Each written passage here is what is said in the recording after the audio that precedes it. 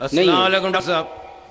Doctor صاحب میں ایک ریٹائرڈ آرمی آفیسر محمد ضیاء اللہ خان میرا نام ہے. میں آپ سے ایک کلیریفیکیشن چاہتا ہوں ریگارڈنگ سورہ والعصر ان الانسان لفی خسر. یہ عالم انسانیت کے لیے ایک بہت تشویشناک سورہ ہے اور کنڈیشنل سورہ ہے. اس میں ہر انسان کو بہت زیادہ تشویش ہونا چاہیے whether he is fulfilling all the 4 conditions in this surah or not. اس میں اس کی تفسیر میں ابھی آپ نے فرمایا وَتَوَاصَوْا بِالْحَقِّ کے لیے آپ نے فرمایا کہ غیر ایمان والوں میں ایمان کی دعوت. بے شک یہ سچ ہے کہ لا الہ الا اللہ سب سے بڑا حق ہے، لیکن میں یہاں آپ سے یہ کلیریفائی کرنا چاہتا ہوں کہ among all the Muslims اتنی زیادہ تعداد الحمدللہ مسلمانوں کی ہے، لیکن وہ عامل الصالحات سے دور ہیں، اللہ کے احکامات سے دور ہیں. اگر ان کو اللہ کے ان احکامات پہ عامل الصالحات کی دعوت دی جائے تو whether this fulfill the condition of وَتَوَاصَوْا بِالْحَقِّ or not. بھائی کا سوال ہے کہ جو سورہ العصر میں جو تیسری کنڈیشن ہے وَتَوَاصَوْا بِالْحَقِّ، اگر ہم مسلمانوں کے درمیان ان کو حق کی طرف بلاتے، ان کا مطلب ہے اصلاح.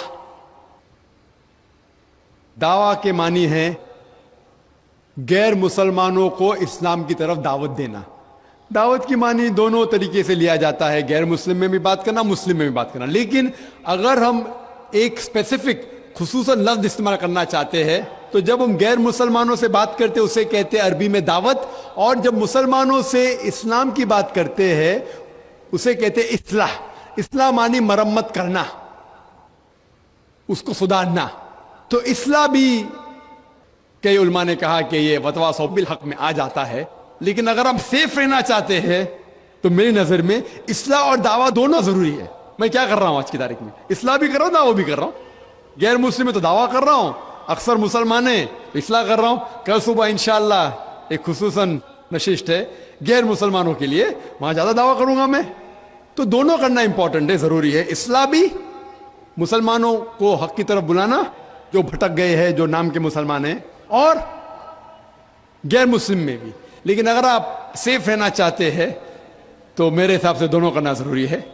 تو ایک دم سیف ہے، اور جنت میں جانے کے لیے ہمیں جو بھی کر سکے کرنا ضروری ہے. کیونکہ اللہ تعالیٰ فرماتے سورہ ملک میں سورہ نمبر 67 آیت نمبر 2 الذی خلق الموت والحیات، اللہ سبحانہ و تعالیٰ نے زندگی اور موت دی تاکہ وہ جان سکے آپ لوگ میں سے کون اچھے اعمال کرتا ہے.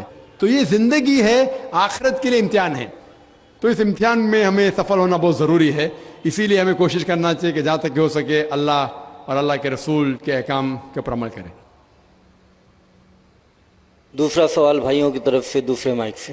السلام علیکم، میرا نام شجاع الحسن ہے. میں کمپیوٹر لیکچر کی حیثیت سے ایک سرکاری کالج میں کام کرتا ہوں. جناب آپ سے ملا ہوا وقت بہت قیمتی ہے اور بہت ناکافی ہے، لیکن پھر بھی میں 2 سوال کروں گا. اللہ آپ سے گزارش ہے کہ جو آپ نے نیم بتایا اس کے علاوہ جا کے ان دونوں سوالوں کا جواب دے دیں، مہربانی ہوگی. پہلا جو ہے دہشت گردی سے ریلیٹڈ ہے کہ یہ جو ٹیررزم کے لیے ابھی ایک صاحب مستورات سے کوشچن آیا تھا، اس کا جو آپ نے جواب دیا میں اس سے بہت زیادہ جو ہے سیٹسفائی نہیں ہوا. آپ نے بش اور امریکی طاقتوں کو بہت بڑا ٹیررزم بنا کے، اور جو مین سوال تھا اس کا جواب نہیں ملا. میرا سوال یہ ہے کہ کشمیر کی انوسنٹ کلنگ یا افغانستان پہ جو آپ کے انفورس کر کے اسلام کو لوگوں نے کوشش کری طالبان نے، وہ یا اسامہ بن لادن، ان تینوں کو اسلام اور قرآن کی روشنی میں جسٹیفائی کیا سکتا ہے یا نہیں؟ اور مہربانی کر کے دوسرا کوشچن بھی سن لیجئے. ایک سوال بھائی صاحب، ایک سوال جو رولز ہے اس کے اوپر کیے. بھائی صاحب نے کہا کہ اہم سوال کشمیر کے بارے میں نے جواب دیا ہی نہیں. بھائی صاحب وہ سوال میں کشمیر کا ذکر تھا ہی نہیں، آپ نے سوال ہی نہیں سنا. ویڈیو ریکارڈنگ ہے ادھر. اس سوال میں کشمیر کا ذکر تھا ہی نہیں. اس سوال میں یہ تھا کہ جو WTC کا وہ جہاد ہے کیا نہیں. میں نے کہا ہے، لیکن جہاد فی سبیل شیطان. آپ نے دوسرا سوال کیا کہ میرے نظر میں جو اسامہ بن لادن کر رہا ہے وہ قرآن اور حدیث کی روشنی میں صحیح ہے کیا نہیں. جو لوگ کشمیر میں جھگڑ رہے وہ صحیح ہے کہ نہیں، جو افغانستان میں کر رہے صحیح ہے کہ نہیں. 3 سوال، ایک سوال کے 3 حصے. میں پہلے کا جواب تو دے چکا ہوں، شاید آپ نے نہیں سنا، کہ اسامہ بن لادن قرآن اور حدیث کی روشنی میں صحیح کر رہا ہے کہ نہیں. میں تو اسامہ بن لادن سے ملا ہی نہیں. آپ ملے ہوں گے, میں نہیں ملا. اللہ تعالیٰ فرماتے سورہ حجرات میں سورہ نمبر 49 آیت نمبر 6 میں, جب بھی کوئی آپ کو انفارمیشن کوئی چیز معلوم پڑتی ہے, خصوصاً اگر فاسق کے ذریعے ہے, تو اس کی تحقیق کرو. مجھے پتا نہیں, جو یہ CNN کہہ رہی ہے کہ اسامہ بن لادن نے WTC کو گرایا, اسامہ بن لادن تو کہتا میں نہیں گرایا. تو نہ میں اسامہ بن لادن سے ملا, تو میں یہ بھی نہیں کہتا اسامہ بن لادن قرآن حدیث پہ ہے یا نہیں ہے. اللہ عالم, اللہ عالم. اگر ہے تو جنت میں جائے گا, نہیں ہے تو نہیں جائے گا. مجھے ضروری نہیں کہ اسامہ بن لادن سے ملنا میرا فرض ہے, ٹھیک ہے نا. وہ آخرت کے دن میں فیصلہ ہو جائے گا. اللہ تعالیٰ آپ سے بھی نہیں پوچھے گا کیا وہ مجاہد تھا کہ دہشت گرد تھا, وہ اللہ تعالیٰ فیصلہ کریں گے. سوال نمبر 2 کہ کشمیر میں جو لوگ جھگڑ رہے ہیں کیا وہ قرآن اور حدیث کے روشنی میں ہے کیا نہیں. میں کشمیر میں لاسٹ ایئر 2003 میں تقریباً 1 سال پہلے گیا تھا. آپ دیکھتے کہ کشمیری لوگ الگ الگ وجہ کے لیے جھگڑ رہے ہیں. اگر وہ وجہ قرآن اور حدیث سے صحیح ہے تو صحیح وجہ, اگر خلاف ہے تو خلاف ہے. یہ کہنا کہ سارے کشمیر قرآن حدیث کے اوپر ہے یا سارے کشمیر نہیں ہے, یہ بالکل غلط ہے. کچھ لوگ قرآن اور حدیث کی روشنی میں جدوجہد کر رہے ہوں گے تو صحیح جہاد کر رہے, کچھ لوگ اپنے ذاتی فائدے کے لیے ایک دوسرے کا قتل کر رہے, وہ بالکل غلط ہے. تو ہم دیکھتے ہیں کہ کئی بار کئی لوگ اپنے ذاتی فائدہ اپنا بنا لیتے ہیں. تو میں یہ نہیں جانتا ہوں خصوصاً کون کشمیری کیا کر رہا ہے. تو اسی لیے یہ کشمیر عام لوگ قرآن حدیث پہ عمل کر رہے کیا نہیں, آپ کو اس سے پوچھنا چاہیے جو پالیٹکس کے اندر ایک ماہر ہے. اللہ تعالیٰ فرماتے سورہ نحل میں سورہ نمبر 16 آیت نمبر 43, اور اللہ تعالیٰ فرماتے سورہ نمبر 21 آیت نمبر 7 میں فَاسْأَلُوا أَهْلَ الذِّكْرِ إِن كُنتُمْ لَا تَعْلَمُونَ. اس سے پوچھو جو اس فن کا ماہر ہے. میں پالیٹکس کے فن میں ماہر نہیں ہوں, میں دائی ہوں, تو کس طریقے سے جواب دینا غیر مسلم کو بولوں گا.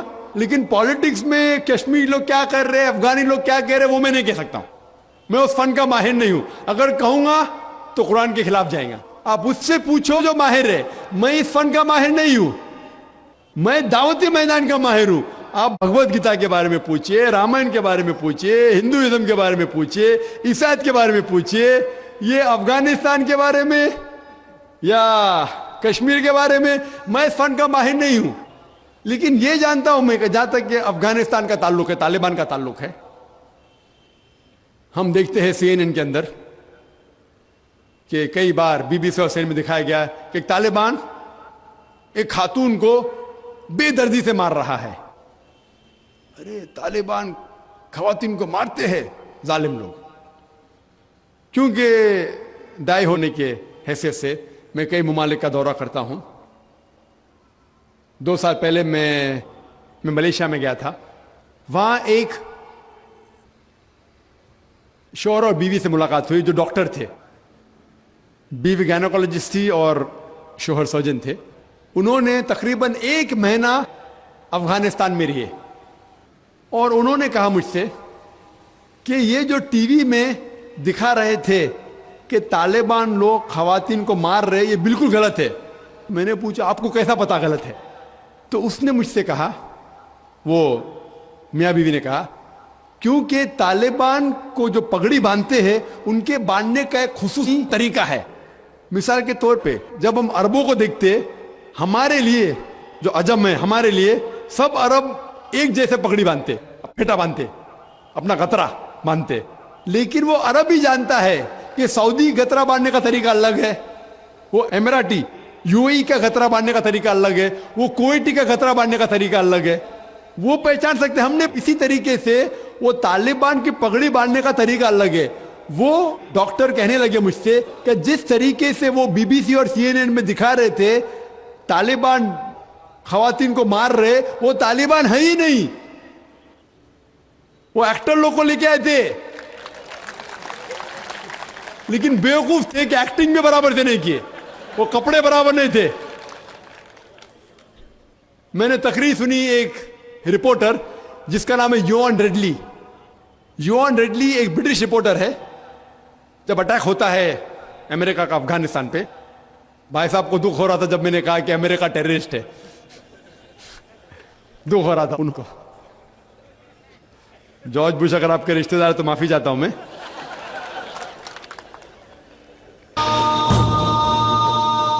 तो योआन रेडली जो थी, योआन रेडली एक रिपोर्टर है, ब्रिटिश रिपोर्टर, सफेद है, वाइट यूरोपियन. उसको भेजते हैं अफगानिस्तान में तहकीक करने के लिए तालिबान के बारे में. वो सारे तहकीक करती है और पूरे टाइम वो नकाब में रहती है, हिजाब में रहती है. एक बार कैमरा गिर जाता है और उसका राज फाश हो जाता है, तो तालिबान उसे पकड़ते हैं. 6 दिन तक उसे कैद करते हैं. और जिस तरीके से तालिबान ने उसके साथ बर्ताव किया, वो उस लेक्चर में कहती है कि लोग जब उन्हें पकड़ते हैं तो बोलते कौन इसके साथ है, तो आदमी को लेके आते, फिर उसको लेके जाते हैं और सब लोग घेर लेते. तो वो सोचती है अभी चंद मिनटों में ये जाहिल लोग मेरा कत्ल कर लेंगे. शायद हो सकता है क्या 10-15 तालिबान मेरा बलात्कार करेंगे. उसके जहन में ये सब जा रहा है, सोच रही हो सकता है कि मुझे झाड़ पे से लटका देंगे. वो एकदम डरी हुई होती. 1 घंटे तक लोग उसे घेरते लेकिन कोई भी सामने नहीं आता. वो सोचते अभी मेरी मौत, अभी मेरी मौत. 1 घंटे बाद एक अफगान औरत आती है और उसके जिस्म की जांच पड़ताल करती है. फिर उसे पता लगता है हां ये लोग समझते हैं कि मेरे पास हथियार है. वो इतना तेज में आती है, अगर उन लोग मेरे से पूछना चाहिए, हथियार में बोलती नहीं है. 1 घंटा तक के मैं तड़प तड़प के मर रही हूं कि ये आज मुझे मारेंगे. वो तेज में आके क्या करती है, अपना स्कर्ट उठा लेते, देखो मेरे पास हथियार नहीं है. जैसा स्कर्ट उठाती है, तालिबान 180 डिग्री उस तरफ देखते और भाग जाते. तो वो कहती है अपने तकरीर में, तालिबान को मारने के लिए बम गिराने की जरूरत नहीं. वो कहती है अगर औरतों के कपड़े छोड़ेंगे तो तालिबान मर जाएंगे शर्म के मारे. और वो तकरीर करती है कि इस इज्जत से मेरी हिफाजत की 6 दिन तक के वो तालिबान लोग ने. और जब उसे पूछा जाता है सवाल जवाब के नशिस्त में, क्या आपको लगता है कि अल कायदा ने WTC को गिराया, तो वो योआन रेडली कहती है मेरे हिसाब से अल कायदा मौजूद ही नहीं है. ये उसका कहना है, मेरा कहना नहीं. और जब उसे आजाद किया जाता है 6 दिन के बाद, और जब बाकी रिपोर्टर्स पूछते आपके साथ क्या सलूक किए, तो उन्होंने कहा इतना अच्छा हुस्न सलूक किए कि रिपोर्ट के अंदर ही नहीं आया. और उसने सिर्फ ये वादा दी थी कि मैं इंग्लैंड जाके वापस से कुरान मजीद का तर्जुमा पढ़ूंगी. तो वो जाती है और चंद महीने बाद कुरान का तर्जुमा पढ़ती है और उसके बाद वो इस्लाम कबूल करती है. तो उसके नजरिए से तालिबान एकदम मासूम है, उनके ऊपर जुल्म किया गया था. तो आप मुझे पूछेंगे भाई तालिबान क्या कुरान और हदीस की रोशनी में सही है, तो इसका नजरिया अगर लेंगे, जो गैर मुस्लिम थी योआन रेडली, अभी माशाल्लाह हिजाब भी कर रही है, यूरोपियन हिजाब कर रही है माशाल्लाह, तो उसके नजरिए से भाई तालिबान अच्छे लोग हैं. तो इसीलिए नजरिया बदलते जाता है. अमेरिका के हिसाब से तालिबान जालिम लोग हैं. तो मीडिया ऐसी चीज है कि कोई भी हीरो को जीरो बना सकती है. They can make day into night, black into white, day into night, black into white. Hero को जीरो बना सकती है, कोई विलन को भी हीरो बना सकती है. तो इसीलिए कुरान मजीद में अल्लाह ताला फरमाते कोई भी चीज आपके पास आती है उसकी तहकीक करो तीसरे को पहुंचाने के पहले. तो इसी बुनियाद पे मैंने कहा था, क्या नाम है, ओसामा बिन लादेन को जानता हूं ना, यहाँ क्या हो रहा है पता नहीं मुझे, अफगानिस्तान भी मैं नहीं गया हूं, लेकिन ये रिपोर्ट के जरिए ये पता लगता है कि ये जो अमेरिका कर रही है अपने मीडिया के जरिए, ये शैतानी हरकत जो गलतफहमी फैला रही है, उसकी सजा तो इंशाअल्लाह उन्हें मिलेंगी. इसीलिए मेरे नजरिए से जॉर्ज बुश नंबर 1 टेररिस्ट है. आपको दुख होगा. जब मैं लंदन में गया था, वहां एक तकरीर की और मैं जवाब दिया, तो एक नौजवान उठ के कहता है कि जॉर्ज बुश को हम दुआ करते हैं कि अल्लाह ताला उसका कत्ल करे. تو میں نے کہا میں تو یہ دعا نہیں کروں گا, میں تو یہ دعا نہیں کروں گا, کیونکہ اللہ کے رسول نے جو دعا کی, جو سب سے زیادہ دشمن اسلام کے خلاف جو تھے محمد صلی اللہ علیہ وسلم کے دور میں, دونوں کا نام تھا عمر, تو اللہ کے رسول نے یہ دعا کی کہ کم از کم ایک عمر کو ہدایت دے. تو میں یہ دعا کرتا ہوں کہ کم از کم اللہ تعالیٰ جارج بش کو ہدایت دے. بہنوں کی طرف سے کوئی سوال؟ السلام علیکم, میرا نام یسرا ہے اور میں ایک اسٹوڈنٹ ہوں. میرا یہ سوال ہے کہ کیا ٹیررزم اور ایکسٹریمزم کا ایک ہی معنی ہے؟ بہن نے سوال کیا ہے کیا ٹیررزم اور ایکسٹریمزم کا ایک ہی معنی نہیں, دونوں الگ معنی ہیں. ٹیررزم مطلب جو دہشت گرد ہے, جو انسان کے دل میں دہشت پیدا کرتا ہے. ایکسٹریمسٹ مینس شدت پسند. ٹیررسٹ میں ٹیررزم کرتا ہے, جیسا میں نے تقریر میں کہا کہ غلط لوگوں کے دل میں دہشت پیدا کرنا اچھی بات ہے, اچھے انسان معصوم کے دل میں دہشت پیدا کرنا غلط ہے. ایکسٹریمزم مطلب شدت پسند. تو لوگ کہتے ہیں مسلمان شدت پسند ہے, اور بہت سے مسلمان اپنے بچاؤ کے لیے نہیں میں شدت پسند نہیں ہوں, میں کہتا ہوں میں شدت پسند ہوں, لیکن شدت پسند صحیح چیزوں میں. مثال کے طور پر ایمانداری کے میدان میں شدت پسند ہوں, حق کے میدان میں شدت پسند ہوں, جہاں تک کہ انسانیت سے اچھا برتاؤ کرنا چاہیے اس میں شدت پسند ہوں. تو شدت پسند صحیح چیزوں میں اچھی بات ہے. کوئی بھی انسان یہ نہیں کہہ سکے گا کہ آپ بہت شدت سے ایماندار ہے اس لیے آپ غلط انسان ہے, کوئی بول ہی نہیں سکتا. ہاں غلط چیزوں میں شدت پسند نہیں ہونا چاہیے. اللہ تعالیٰ فرماتے ہیں سورہ نساء میں سورہ نمبر 4 آیت نمبر 171 میں, لا تغلوا فی دینکم, do not commit excess in your religion. آپ دائرے کے باہر مت کام کرو. ایکسیسز, لا تغلوا فی دینکم, دین کے دائرے کے باہر مت جاؤ, لیکن دائرے میں ہو کے ایک طرفہ شدت جو حق کی بات ہے وہ تو اچھی بات ہے. تو شدت پسند ہونا ایک الگ بات ہے, ٹیررزم الگ بات ہے. ہو سکتا ہے کہ ایک انسان دونوں ہے, یا صرف ایک ہی ہے, یا دونوں نہیں ہے. یہاں بھائیوں کی طرف سے. ڈاکٹر صاحب میرا نام عبد النصیر ناصر ہے, میں ڈاکٹر امبیڈکر مہاسبھا کا سیکریٹری ہوں. امبیڈکر مہاسبھا میں 67 IAS ادھیکاری ہیں دلت.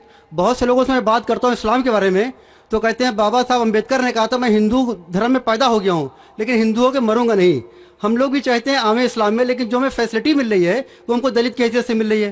کیا دلت جو ہے اسلام قبول کر لے اور نام اپنا نہ تبدیل کرے اور ختنہ نہ کرائے, کیا ممکن ہے یہ؟ بھائی صاحب نے سوال کیا کہ دلت, بابا امبیڈکر صاحب کی کتاب میں پڑھ چکا ہوں.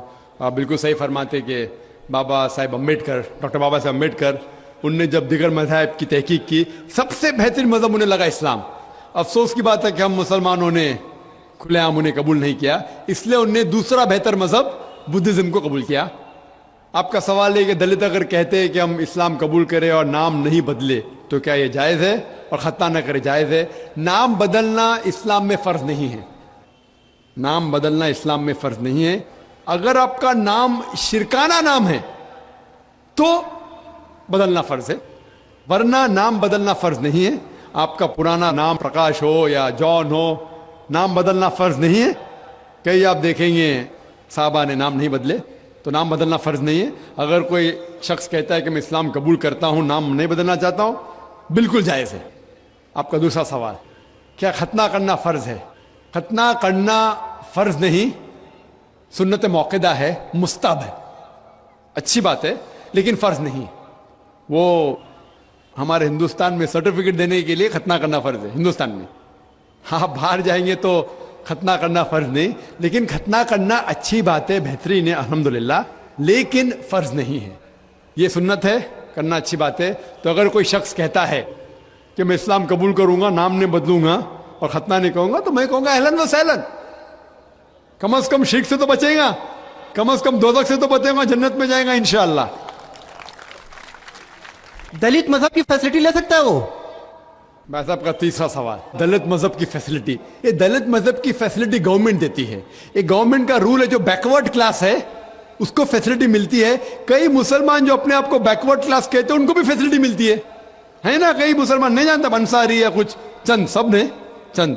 تو یہ فیسلٹی ملتی ان کو. تو آج کے مسلمان جو اپنے آپ کو بیکورڈ کہتے ہیں ان کو فیسلٹی ملتی, تو کوئی دلت اگر اسلام قبول کر سکے گا تو گورنمنٹ کی فیسلٹی بھی ملیں گی, انشاءاللہ اللہ کی فیسلٹی بھی ملیں گی.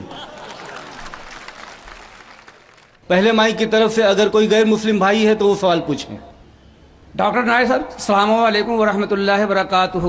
جہاد و دہشت گردی کے بارے میں اسی عنوان سے میرا ایک سوال چھوٹا سا یہ ہے کہ کیا دہشت گردی کا ذکر قرآن حکیم میں کہیں بھی آیا ہے, کسی سورہ, کسی آیت نمبر میں؟ بھائی صاحب کا سوال ہے کہ دہشت گردی کا ذکر کہیں قرآن مجید میں آیا ہے, اور میں تقریر میں بھی حوالہ دیا اس آیت کا کہ جو لفظ انگلش میں کہتے ہیں ٹیررسٹ, اردو میں کہتے دہشت گرد, اور یہ لفظ جو ہے یہ قرآن مجید میں ہے سورہ انفال میں, سورہ نمبر 8 آیت نمبر 60 میں, کہ اللہ تعالیٰ فرماتے ہیں کہ وہ لوگ جو حق کے خلاف ہے ان کے دل میں دہشت پیدا کرو. تو اسی لیے میں نے کہا کہ ہر مسلمان کا فرض